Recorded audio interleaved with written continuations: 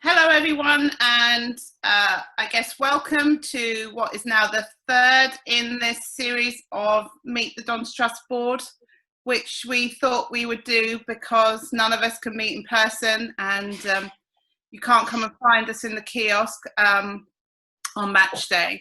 So Ed and I are going to have a chat about things. We've seen some questions that people have sent in already, and if you've got any questions you can add them into the chat and we'll try and keep an eye on that and answer them if we can. So I guess, Ed, we should probably introduce ourselves.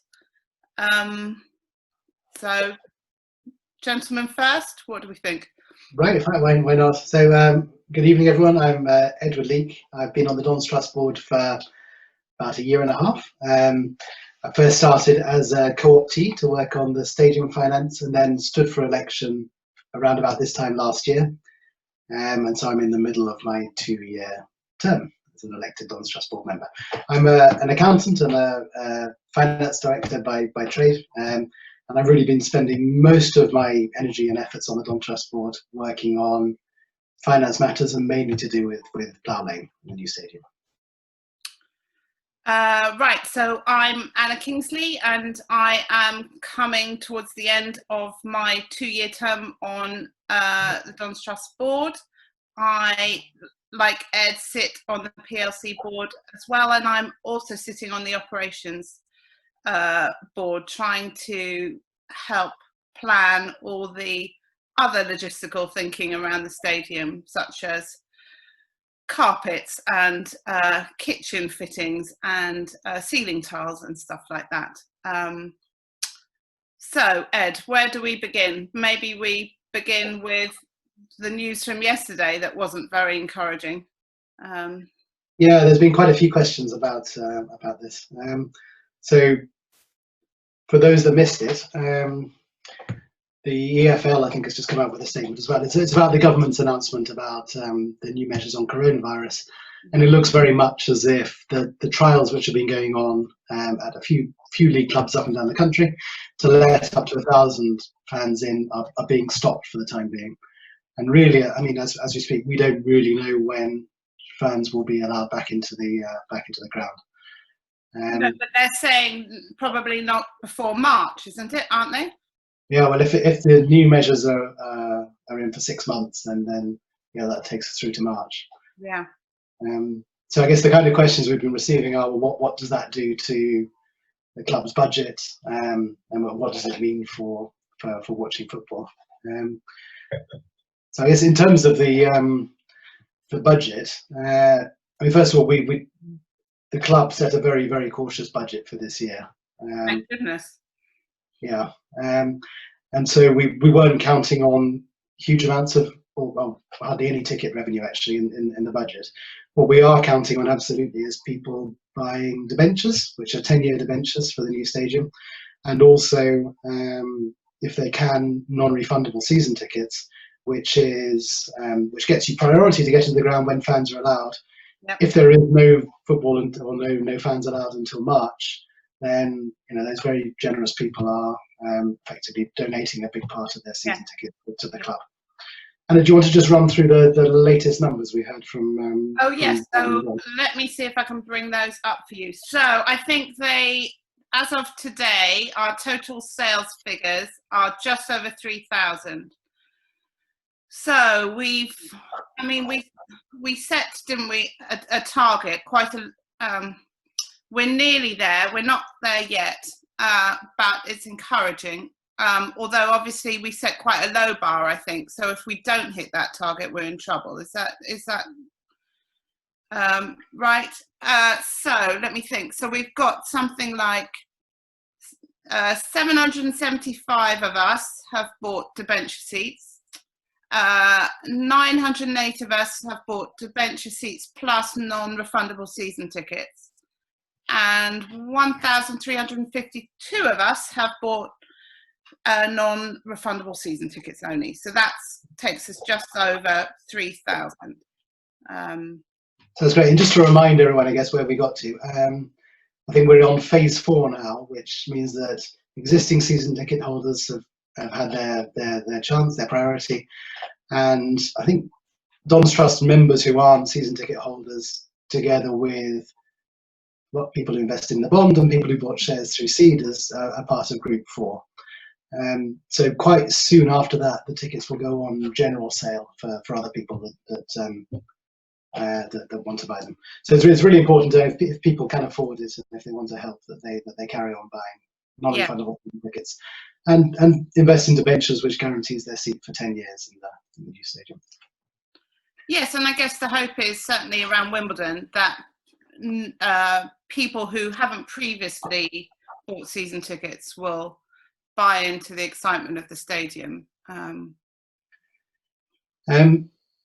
So just, I think we've got quite a lot of questions here. Just before we go on to those, just I guess one final comment on that. I mean, it's obviously pretty bad for all league clubs if fans aren't allowed in. We're probably better off than some in that we started with a small financial cushion, which we're trying to maintain. And we kind of of necessity we have to budget in a cautious way as well. And we have very loyal, very generous fans that have bought tickets in these numbers. But every club has its limits, and at some point we really do need to get back to normal and having people in the stadium if league football is to carry on. Should we just pause there, maybe go to some people's questions? I'm just reading down from the top. Andy, which company are installing the PA system? Andy, I don't know. That's more of a commercial question for the club. No, but we can find out. Niall, given the cautious nature of the budget, should we sell equities? Sorry, that one's just changed. Should we sell more of the club to outside investors? Just to remind everybody where we are at that, the Don's Trust members authorise the Don's Trust to sell up to 25% of the votes of the club. We've sold we're down to around about 83-84% from memory is still owned by the Don's Trust. So there is 8 or 9% of the votes that are available for sale to outside investors. And it would be great if they wanted to buy them. There are no plans to go below 75%. No. Tim, your question looks quite similar as well. Are we still talking to potential investors about equity stakes? We are, and some of that is local Wimbledon residents that may have missed the earlier round or are interested now that the stadium is getting closer and closer to completion. There's still quite a long way to go. We'd love to sell down to 75% plus one vote, really, to maximise what we can do. And Niall asked about who decides what the inside of the stadium looks like. I think some things the football club decide, and then there will be certain things that hopefully will go to membership to have their say on.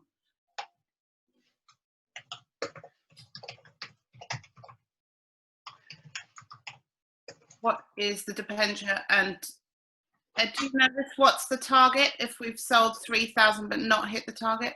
Okay, so the target's a financial target. It's part of the club's budget, and so the club hasn't traditionally published its revenue targets. Very roughly, if I say we are 80-something% of the way there, I hope that gives you a good idea. And we really hope that between hospitality debentures and people that haven't bought their tickets yet, that we get all the way there. But financially, we're nearly there. Anna, just before we move away from the Q&A, just for a minute, there have been lots of questions along the week, some of them on pro boards and others just more informally, about paying for tickets and why is the club not letting me pay for my ticket, essentially. Should we have a go at explaining that? Yes, because I think it's frustrating for lots of people that they're not knowing, and I think we heard today that some of our board members have been contacted, but most people are still waiting to hear. So, Ed, you've got something of an explanation for us, I think. Yeah, again, I mean, it's quite kind of operational management from the club, but what I understand is that we're putting in a new ticketing system at the same time, and we really had to do that as we're moving from Kingsmeadow to Plough Lane. And the payment gateways that work with that ticketing system are Barclaycard and WorldPay, I think. And there are particular concerns from these kind of big financial institutions about dealing with football clubs at the moment.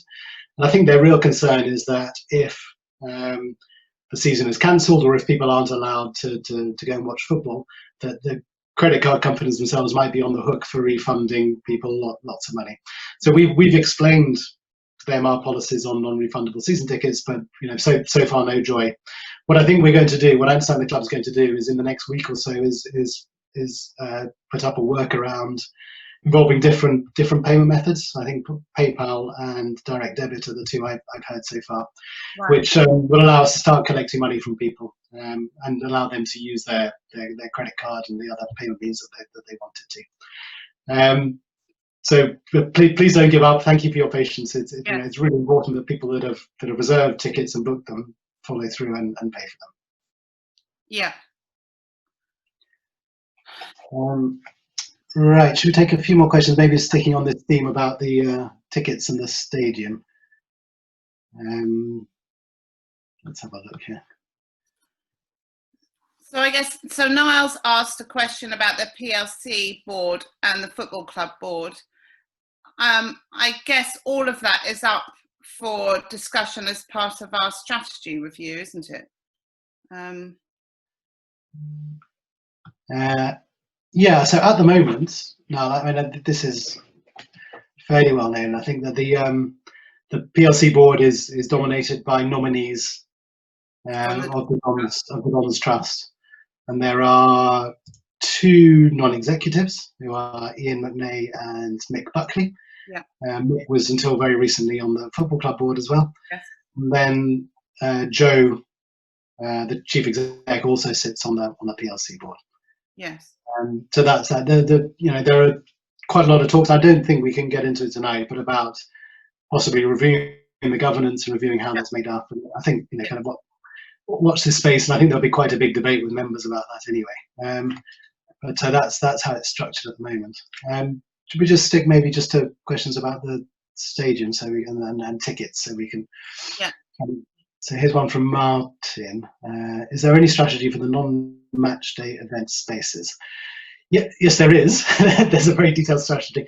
It's not easy running what's essentially a hospitality business when you're not allowed to offer very much hospitality. People come in, yes. So it's difficult. The coronavirus has really damaged in the short term what we want to do to make money from non-match day events, and there's no other way to explain that. And Tim has asked a similar question. What's the plan on timings with fitting out the hospitality, banqueting and conferencing facilities? So they are being fitted out as part of the stadium build, and we're not stopping doing any of that, and it's part of the contract with the constructors. Actually, we've got a meeting tomorrow, so I might be able to feed some news back after that. On progress there. Well, that's the question. And then Daniel Saville. Can we pay for the season tickets? What's the expected impact of loss of match day revenue? Could we last the whole season without any fans in the ground? So we do have, Daniel, a version of the budget with no fans in the ground, which we've looked at very carefully in terms of the cash flow of the club. So we would make a loss, but we, with a good level of debenture sales and non-refundable season ticket sales, which we're seeing so far, we will be able to get to the end of the season, and we'll have a decent cushion to start next season. But as I said a bit earlier, I think no football league club can survive forever without fans in the ground. So we've been cautious for this year, but things do need to get back to normal at some stage. Yeah. Right. And can I confirm that the first year non-refundable season ticket will be a 50% of a buy donation? I can't. Can I leave that one for the club, because it's a very specific question about pricing, and I don't want to get it wrong, if that's okay. Yeah. Shall we move on to another topic of one of the questions we were sent through, which is about the elections, because that's coming up next month. So one of our members asked when would the elections open, and what could they expect and what's sort of needed from what's sort of required from a Don's Trust board member. So I can tell you that the elections will start on the 3rd of October, and in fact there's going to be an item in the Accrington programme, as well as information that goes on the website. So timing wise, nothing will happen before the 3rd. And then we have until the end of October. The 30th is the deadline for any nominations. So I think we were having a discussion just before we went live, weren't we, in terms of how many spots on the board will be up for election this time. And I think we've counted 5, is that right, Ed? That's right. Yeah, there'll be five vacancies. So there would ordinarily be 4, and Mark Davis, the current chairman, is standing now. Yes, and I've decided that I'm going to be standing down as well, because I am going back to school. I'm starting studying again, and it's just too much for me to study and commit to the work on the club. So I think actually, I mean, Ed, you were elected last year. I was elected the year before. I certainly remember when I stood, it was quite an exciting election, I thought, and quite hotly contested. I don't know what you recall from when you did it, but I suspect this next round coming up, I hope that there will be quite a lot of interest, because I think we need some talented people to come on board and share their expertise, really, don't we? Yeah, absolutely. So I guess there's 2 aspects. One is the election process itself, and that's it wasn't that exciting. I didn't think of it, but it was it wasn't hugely stressful or difficult. You do need to think a little bit about what you're offering members and why you want to stand. Yes. And kind of be available for questions. And I think there's a hustings event, which is kind of an interview with the 9 Years podcast, which I think got quite a lot of people were interested in. Yeah. But on the whole, it's pretty good natured, and Don's Trust members are a good natured bunch. So that works fine. But I think also people should think about what skills and what specialisms they could bring to the Don's Trust board, and that will be useful for their club as well. I think one of that's just spending a little bit of worth spending a little bit of time on. Yeah, and I think we should be honest in terms of what is also then expected from board members, because I think it's right that people know what they would be signing up for. And let's think. So the basics is that we tend to have at least 1 meeting a month, often more than that, depending on what's going on. And I think really it's up to individuals as to quite how much they want to get involved. And I think we both agree that the more you get involved, the better, really. The more you get out of it. I mean, in my case, and I think with many other people, the monthly meetings are interesting, and it kind of gets you into understanding what's going on in the club and monitoring what's going on and how the club executives are working. Mm-hmm. But the opportunity to help in really specific areas is and to volunteer for that is what I've really enjoyed about being on the Don's Trust board. So I've spent quite a bit of time on the staging committee and working on bits and pieces of the staging and finance. And we haven't got everything right, but it's been really, really rewarding and interesting. Although quite a big time commitment to see that working. Yes, and actually we should also mention, for those not quite up for becoming a board member, we are looking for people to join finance committee, aren't we?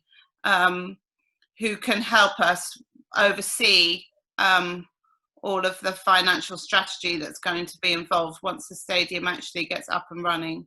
Yeah, that's right, actually. So some of you may have seen on, I think it's on Pro Balls, but also is on the Don's Trust site and I think on the football club site as well, is that we're looking for one or more volunteers to join a finance committee. And the core idea really is, as we have this external loan, which is fairly short term from a company called MSP Capital, we need to make sure our plans are in place to repay or to refinance that.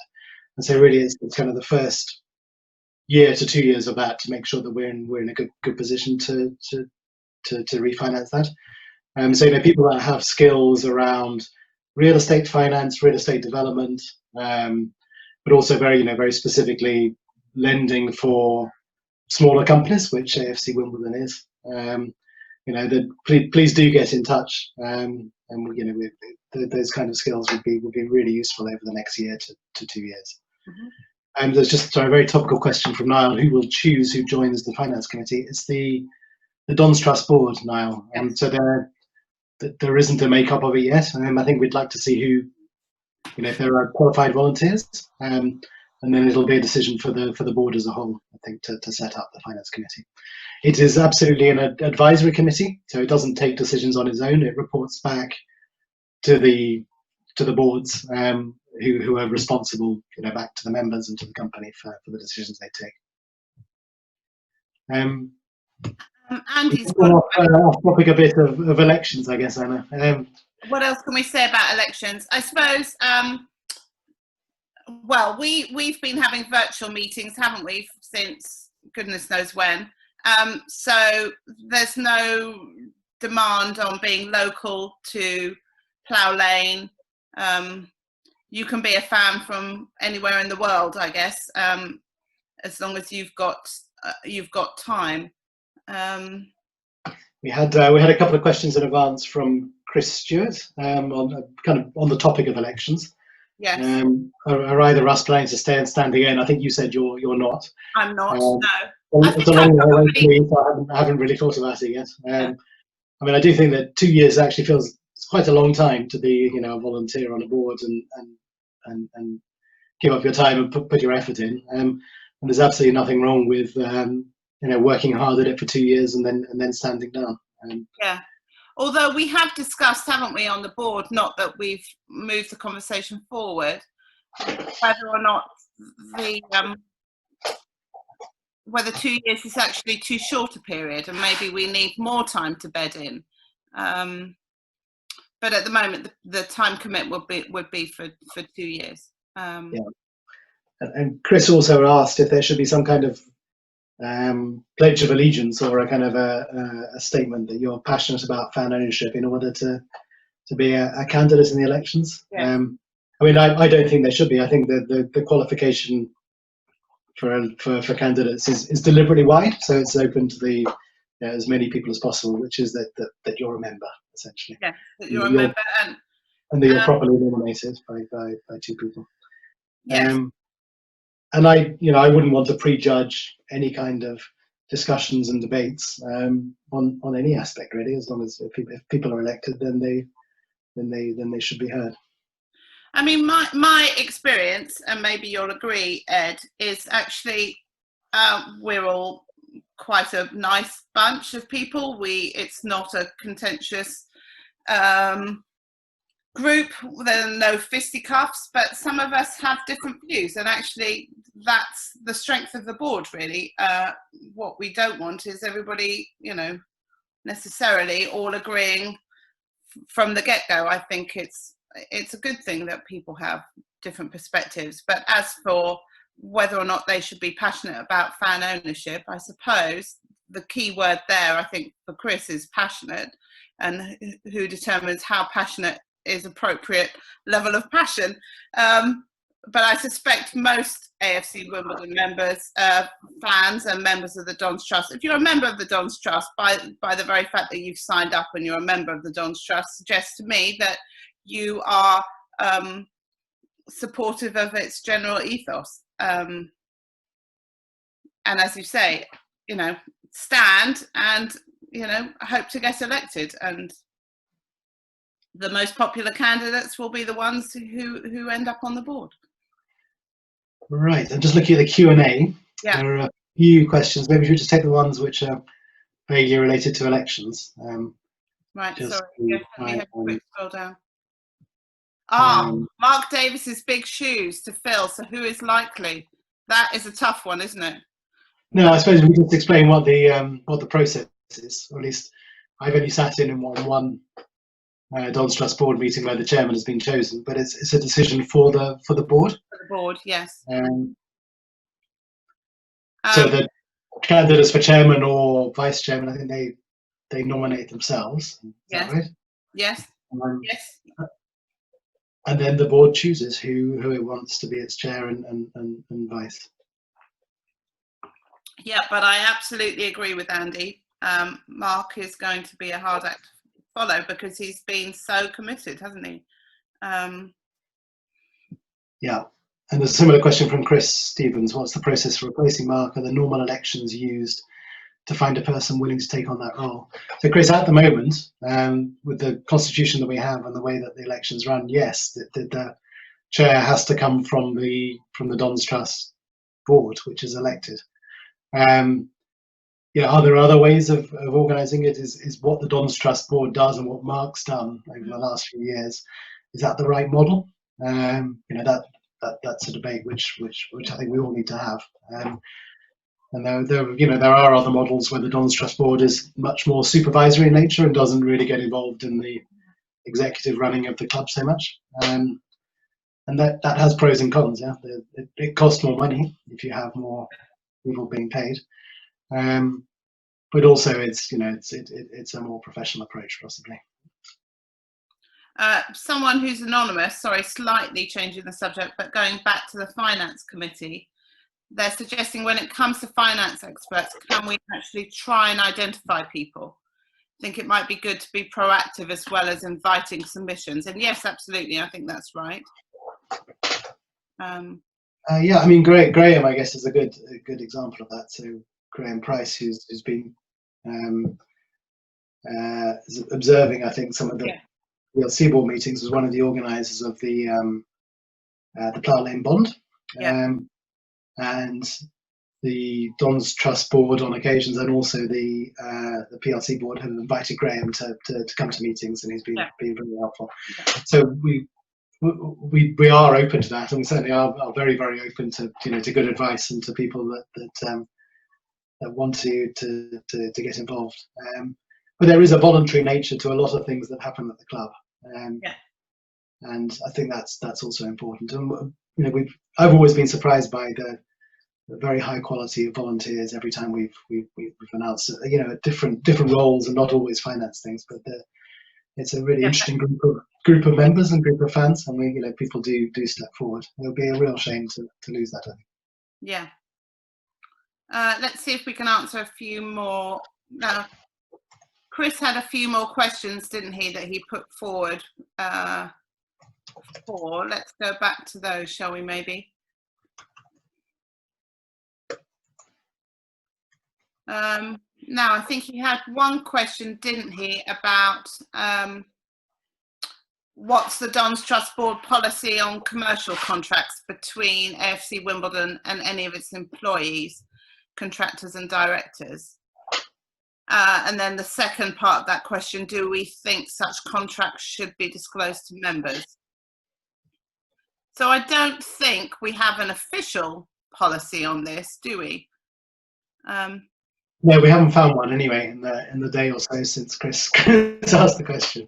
I think what we should say is that the Don's Trust Board as a whole, takes conflicts of interest very, very seriously.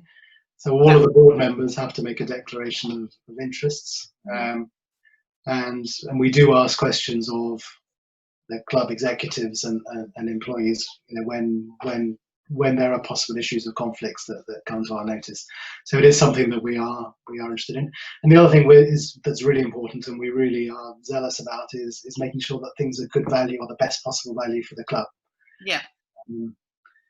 So I wonder if Chris's question specifically is about the match day program and the digital trial that's going on. And just on that, I mean, I think that We did go back, didn't we, to the club to ask.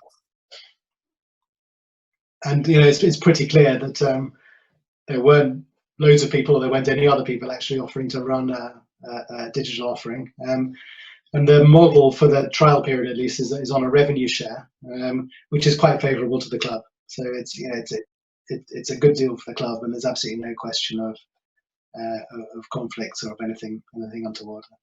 Yeah. Right. Any other questions? Let's go back. Who do we need to speak to if we think of ideas about selling more? Who would be the best contact for that, Ed? Sorry, what was the question? Who do we need to speak to if we think of ideas about selling more debentures? So if someone's got an idea about how to sell more, who should they speak to? I mean, so the debenture program has come from, the club, from Joe, the chief executive, and the commercial team. I would suggest, Claudia, the marketing manager, is probably the best person in the first instance. If you don't know her directly, then again, do send an email to someone at the Don's Trust board, and we'll absolutely point you in the right direction. Right. What else? What else have people asked? How have I'm just going back up to the top of the questions here. How have your respective roles changed during your time as a Don's Trust board member? Where will you be focusing your efforts for the remainder of your time on the Don's Trust board? Anna, what have you seen change over the couple of years? Well, I suppose if I have to be honest, I think I've been frustrated, as everybody has been, at how long things have taken to happen. So I think last year I did a bit of work with a couple of the other board members about a strategy review. And that is hopefully going to be explored in a lot more detail over the coming months. So that probably won't really happen until maybe in the run up to Christmas. So I might be able to help on that. But I suppose I had anticipated, when I had first stood for election, that by now, of course, the stadium would be up and running. And so I guess I've tried to do my bit on the operations committee. But I think, as everybody's discovered, the work is far more complex and time consuming than we'd ideally have imagined, at least from when I was on the outside, I suppose, just looking in. I imagined it would be a lot more smooth running, but of course the reality plus COVID has been somewhat different. Yeah, setting up a stadium turns out to be a lot of work. I guess it's a good time actually just to thank again Joe, the chief executive, for the huge amount of work that he and his team are putting into all of this. And if I asked them to answer the same question, I'm a bit of a one-trick pony. I'm looking forward to working on the refinancing of the loan, and then that'll feel like a job well done. And that will go through a lot of the next year, I think. Yes. There's a couple of linked questions. Niles asked what's the football club board and who's on it. And then somebody else, anonymous, has said, can you explain the structure of the club and how each component links together, the Don's Trust? So anonymous attendee, you'll find that on the Don's Trust website, not on the football club's website. I see Laurent has just answered that. Thank you, Laurent. That's thank you. And Niall, so the football club board is the executive team, in the sense that runs the club. So it's Joe Palmer, let's see if I get this right, David Charles. Yes. Ivor still sits on the football club board. Yeah, Ivor's there. I think Tom Rawcliffe, the financial controller, attends that as finance. And and then presumably other. And there's always a representative from the Dons Trust Board, which typically has been Mark Davis or Jane. Yeah. And it's a monthly meeting, and it's a fairly full-on monthly discussion of the business of the club and the football side of the club. I hope that answers your question. We've got a question about the Imperial College report.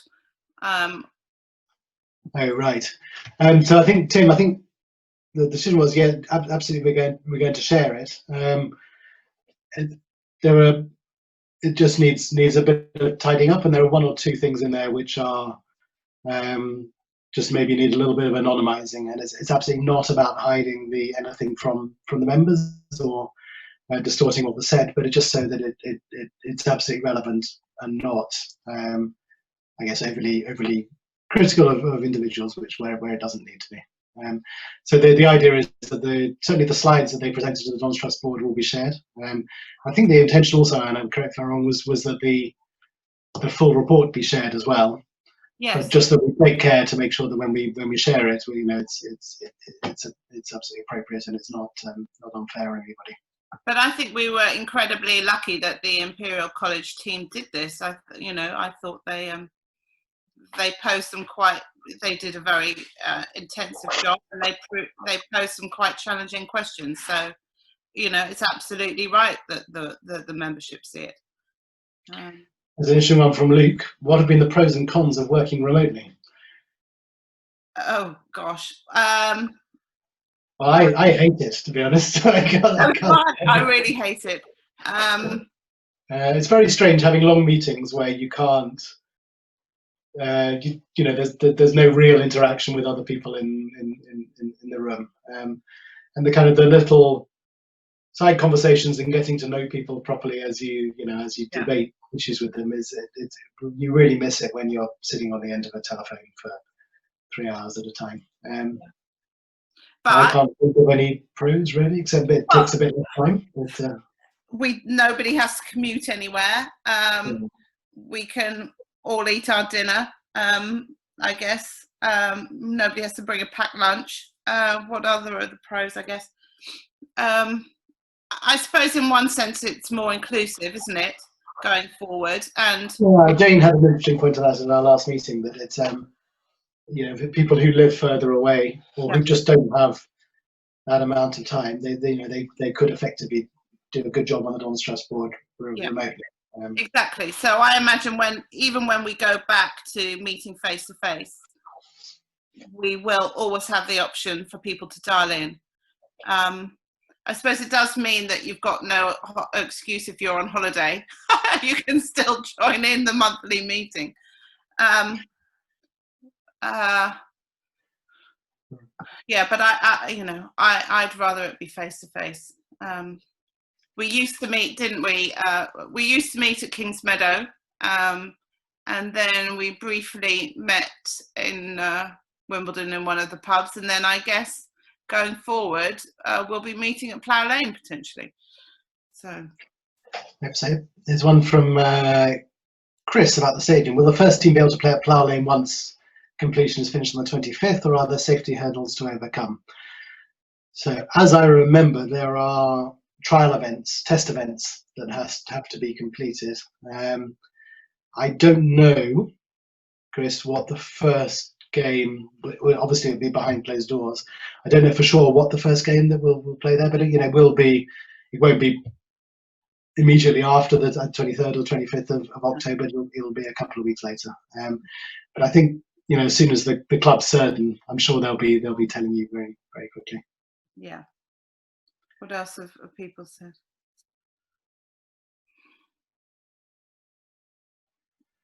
Tim, how complete is practical completion? Full phase one?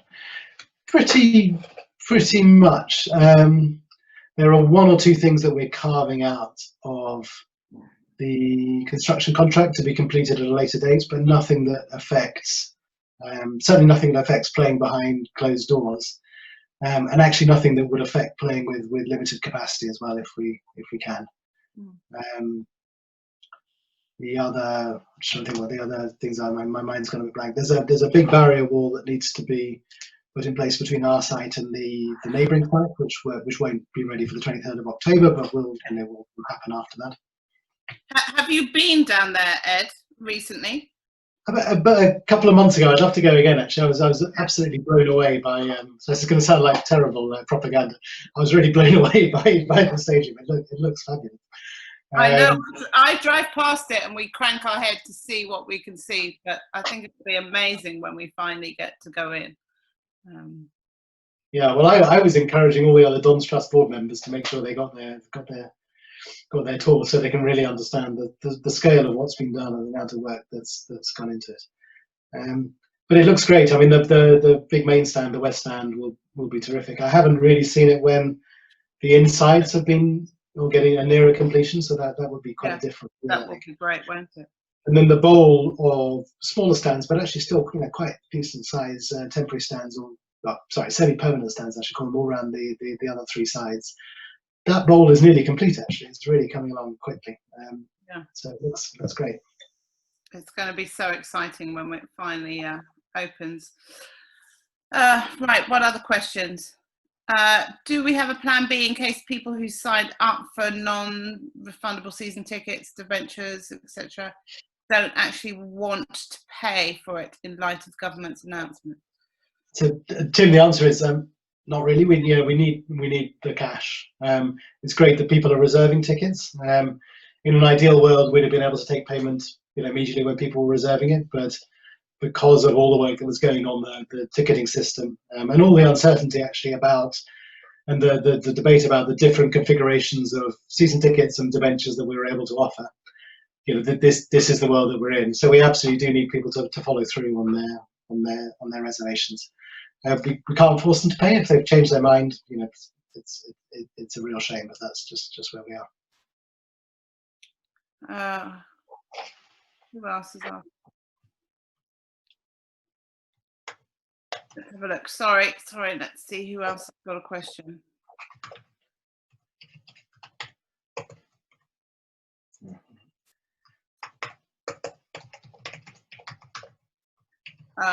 Right.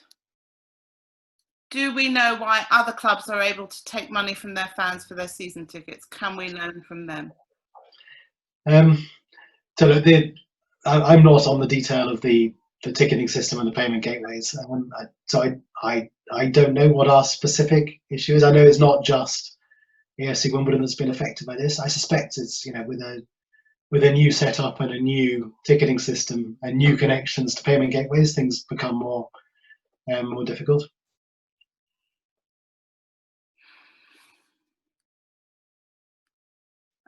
Niles asked a question, in your view, what should Don's Trust USP be? Actually, I think that's a really interesting question in light of where the club is now, and in light of where the club was when the Don's Trust was first created.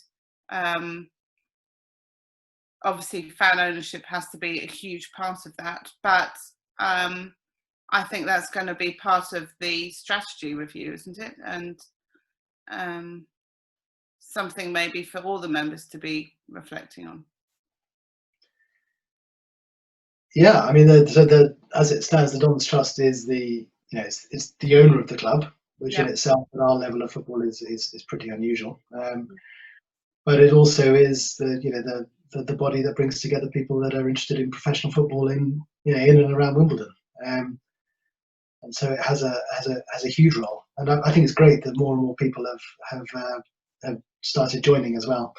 I think as the debates about the stadium finance and as the excitement about the stadium as well have hotted up, it's Don's Trust membership has moved up quite quickly. I think from just under 3,000 to 3.5, more just over 3,500 now. And I really hope that it becomes almost an automatic thing. So if you buy a season ticket or if you're on the club's database, then it's expected you take an interest in the trust and the ownership of the club and you get involved. Yeah. So I'd like to see the trust become much bigger and a much more visible part of the club and of being a fan of the football club itself.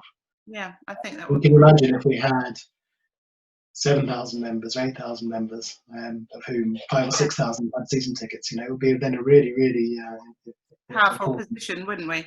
Yeah, an expression of what it means to support a football club. Yeah, it would be great. Lauren's asked a question, actually, which we should probably go back to clarify. Can our teams play at Plough Lane after its completion, but before the test events? Current guidelines, government guidelines have changed. I'm wondering if it would be legal to run test events, and I'm pretty sure actually that it isn't. That as part of that statement from the EFL, they said they were having to put their tests on hold. Yeah, so those test events the EFL talked about were specifically the 1,000 fan test events. Right. Our test events are about the safety of the stadium. Right. Well, I don't know for sure. I would hope and expect that we can still run those kind of things. So yeah, and then I suppose the purpose of the test events is to get a safety certificate for the stadium.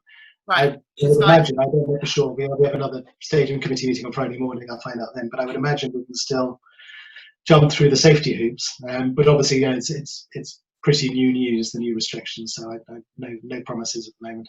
Yeah. Mark Lewis has asked, when are we likely to be asked to pay for our non-refundable season tickets and ventures? I think next week. Yeah. So yes, we can't afford to delay. You're right. Yeah. Right. Adam, creative approaches to revenue around the stadium, not just typical hospitality. So, Adam, there's a lot of work and thought has gone into that, and there were all sorts of plans around, not just hospitality plans, but kind of non-match day plans and all sorts of related businesses and non-related businesses that could happen in the stadium. But it's really, really difficult to get those off the ground when people can't go into the stadium or not allowed to gather in groups of more than 6. It does stymie a lot of our plans for the time being. Who's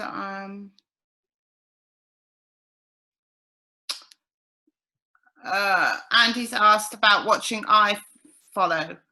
Watching iFollow is free as part of the season ticket package, but what can be done to enhance the experience as the season of TV viewing is now extended?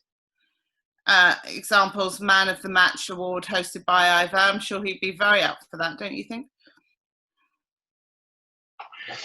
Absolutely, yeah. Can't wait. But yes, Andy, you make a good point. If this is going to be going on for a while, we do need to think about how we can make it more inclusive and improve it and be a little bit more creative around that. So I'm just going from the bottom up on questions now. Niall, who makes commercial relationship decisions? So primarily it's a matter for the people running the club, the executive team. Yeah. They do bring specific questions to the Don's Trust Board to ask about. So this is all kind of commercially confidential. I can't say much, but there have been a couple of questions they've asked about naming rights, which we're discussing as a board. Mm-hmm. But otherwise the everyday commercial business of the club is not run by the Don's Trust Board. It's run by by Joel and by his team. Yeah.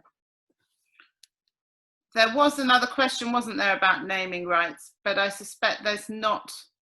I don't think there's much we can say about that at the moment, really. No, and it's not actually coming from the trust, it's coming from the club. Yeah, so there at the top there, Jan, there isn't an update.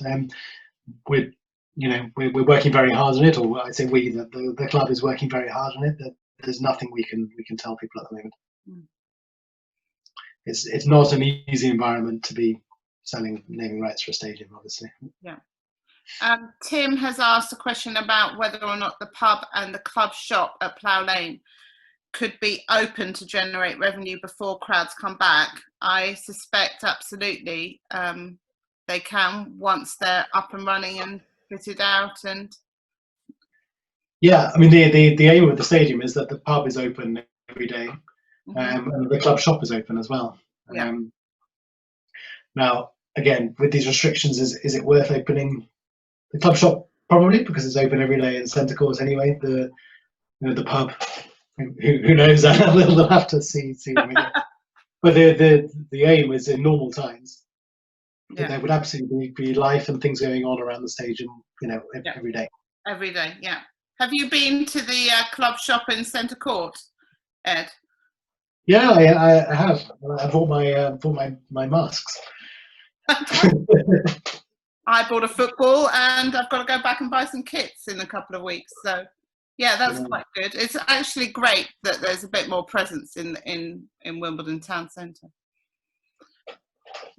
Right. We'll take one last round of questions. I think we've another 5-10 minutes or so. Yeah. And then there are a couple of concluding things I think that we needed to run through. Matthew Cooper's asked, would the final decision on naming rights be made by the fans? Just thinking some might be a little upset with the Ladbroke Stadium. Yes. So Matthew, no, we can't commercially run like that. If you can imagine, if we did have an offer from a gambling company and we said, well, we need to take it to the fans, and if people voted no, it would be awful for the club and also for the company who would not make an offer in the first place. So I think once there's been a decision that out of financial necessity we need to sell the naming rights to the stadium, or we would like to sell the naming rights to the stadium, it necessarily has to be a decision for the football club, and then ratified by the Dons Trust board. It's not something we can go back to fans on without really damaging relationships with people offering to sponsor the club. Adams asked, could we do live stream events outside of iFollow via Twitch? Does he mean that? John Green could advise. Yes, very possibly, I guess. I mean, I absolutely think we need to look at that, and I'm sure the club will be doing so. I mean, if we're talking about live streaming games, those are sold by the league, I think, not by each club individually. So I don't know how that will work.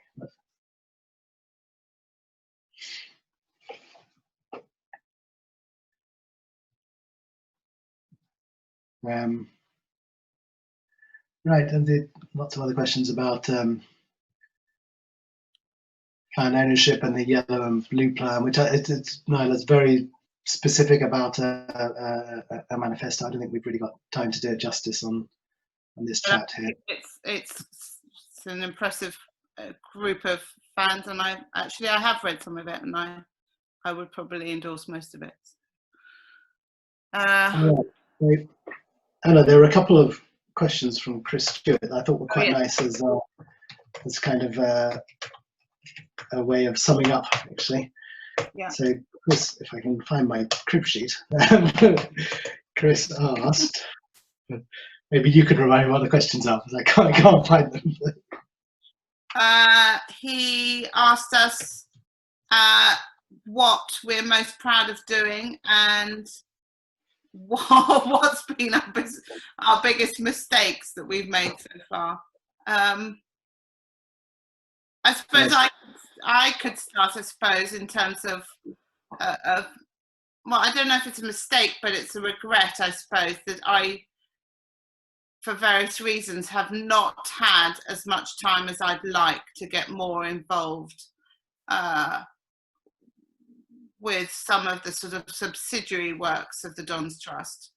And I think one of the other regrets I've got, and the one thing I do wish I'd been better able to do, maybe I've got a few more months in which to be able to do it, is to maybe bring the trust and the foundation a little closer with each other. Because I think some of the work that the foundation do is incredible, and it is work that happens in the community, and it's often how a lot of residents and people first get to hear about the club. So people who aren't necessarily who aren't season ticket holders or who aren't passionate football supporters will learn about the club. I'm thinking here of some of the charity work that they do, but also the outreach work they do in schools, the kids football that they do at Wimbledon Park. I mean, that's how, it's a shame really that some of that work isn't more visible, and that I think that we could look to build more bridges, I suppose, between the running of the club and the foundation. I realise obviously they've got to be separate for important reasons, but maybe we could be more closely aligned, I suppose, is one of my thoughts. And what about you, Ed? So I'm really proud of. Well, I don't know if proud is the right way. I feel quite honoured actually to have been around and kind of intimately involved in all the different funding initiatives for the new stadium. And I know we didn't get everything right. There's been lots of criticism about the way we've done things and the order we did things in, and some of the communications, and a lot of that's valid. We didn't get everything right, but it's been a really sustained effort, which I've played my part in. And actually, we've come from a position where there was a lot of funding to raise to a position where we're almost completing the stadium. So I'm really pleased to have been involved in that. Regrets, a couple of regrets. One is I would love the ploughing bond to have been my idea. It was a brilliant idea, and actually the point was that when we were really at a critical point in terms of funding the stadium, we could have stopped then and asked the members more quickly to, this is what we need to do. What do we do about it? But we did get there in the end, and we did ask, and the guys that set up the bond did a terrific job. I would have loved that to be my idea. I would also like to see, it's not quite a regret, but I'd like to see a faster move to a more professional governance structure for the club. It's becoming a big company now, and it's great, and we're in League One and hanging on, but actually hanging on reasonably successfully within the possibilities that we have. And I'd love to see it move quite decisively, towards a more professional approach, and that may mean a slightly different way of composing the boards without loosening democratic control, and making sure that we have the right team doing the right work as non-executives, but as executives within the club as well. I think I would agree with that, and I think that's actually one of the reasons why standing this year would be quite an exciting time, because there will need to be some changes and some thought put into how do we want the makeup of the club to look like, because we have grown so incredibly, and that could be really, really important work that the Don's Trust do. And it would be great to be a part of it, just like it has been really exciting for me, at least, to be part of the team over the last 2 years, because it's, as Ed said, it hasn't always run smoothly, and it's been a bit nerve-wracking at times, but it's been definitely exciting. And I will look back and think, wow, I was, part of a team who did their bit to make the stadium happen. So I would absolutely endorse anybody. I would really recommend people stand for election, because I think it's a fantastic opportunity. What else? Right. Well, I think that's it really. We're just about to run out of time. We do have to trail the next one of these, Anna. Yes, we do. So there will be, thinking back to one of the things we could have improved on quicker, which of course is communication, but I think we are trying to do our best, and Graham and Luke on our board, and Hannah of course have put a lot of work into that. So there will be another of these virtual chats next month. I'm not sure at this point we know quite which board members will be taking part, but we should have some news in the next couple of weeks.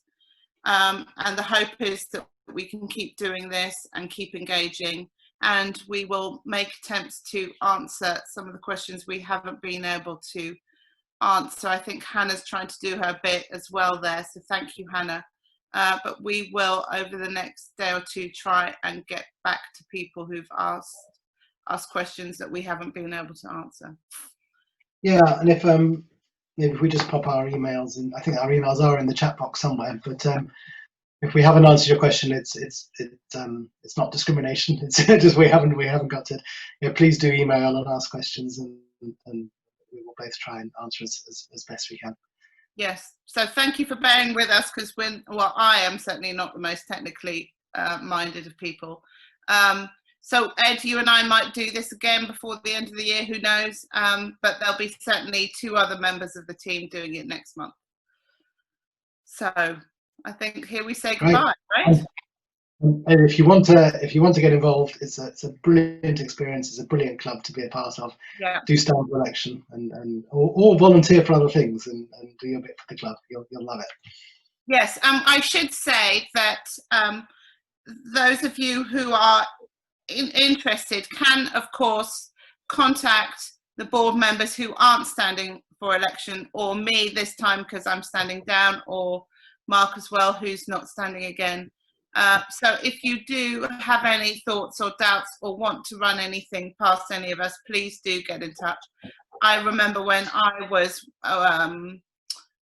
debating whether I should stand, I spoke to a couple of board members and they were really friendly and helpful. So yes, you've got our emails. If there's anything else you want to ask, please do. So, but I think that's it for tonight. Isn't that right, Ed? Well done. Right. Okay. Thank you very much.